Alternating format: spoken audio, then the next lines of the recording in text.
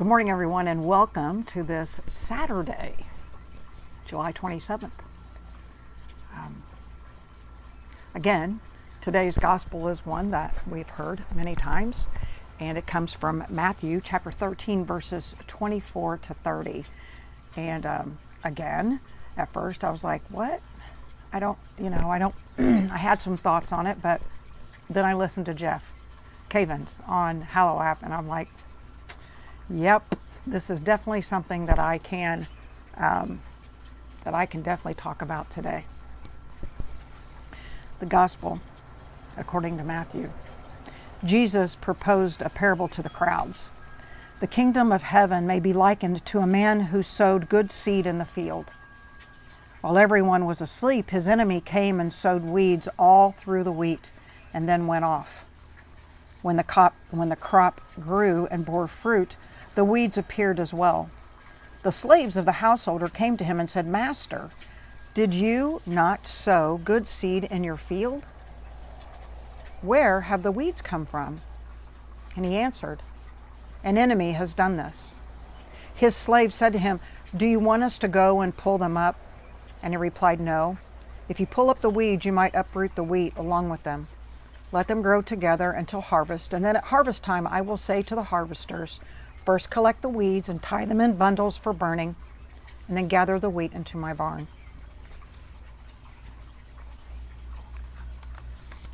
Weeds and wheat. He made the point about being, he loves to get out with his weed whacker and just tear up the weeds. Just tear them up. And take them out. And then notice how beautiful his lawn or his flower bed is.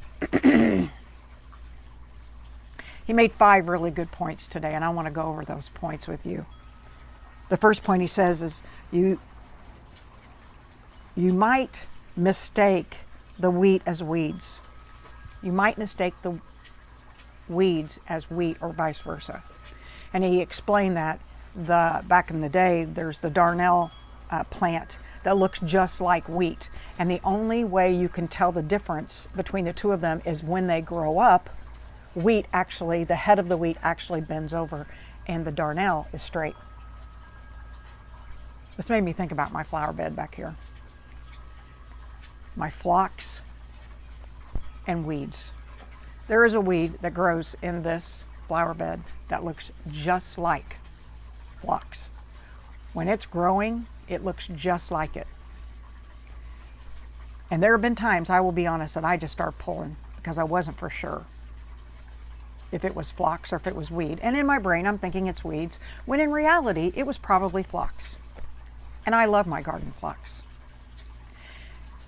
And then I did a little bit of research, and I realized that the leaves are different.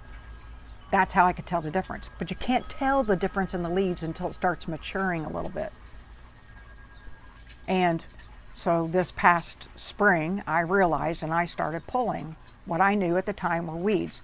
But I had to let those weeds get to maturity. I had to let them get up a little bit before I could actually start pulling the weeds. His second point is, you may look at someone in their early years before they have matured and thought, before the plant matures or before the person matures, and think, man, they're a weed. They are not mature in their faith. They are not, and we need to whack them. Then I got to thinking about myself and my life. And would someone have mistaken me as a weed early in my life? I hope now that they would not, that they would see that I'm wheat. I hope. But in my early years, in my early years, would they have thought that? My 20s, my 30s, would they have thought, oh, there's a weed. We need a whacker. I don't know. I hope not. I hope they gave me a chance. Number 3 was, we're not smart enough to know the full story. Only Jesus knows that. Only God knows that. He only knows what's on a person's heart, and we don't know the full story. We don't know what that person's going through, and we have to think about, we may think they're the weed, they're not mature yet in their faith. However, we don't know the full story. We don't know what's in that person's heart. We don't know what's going on with them. Only Jesus knows that. Number 4 said, God desires for conversion is neater than our desire for a tidy parish or a tidy world. Jesus's desire for conversion is better than what we could ask for or what we want. We have to just trust in what he wants, not what we want. Number 5 was, we would want someone to be patient with us,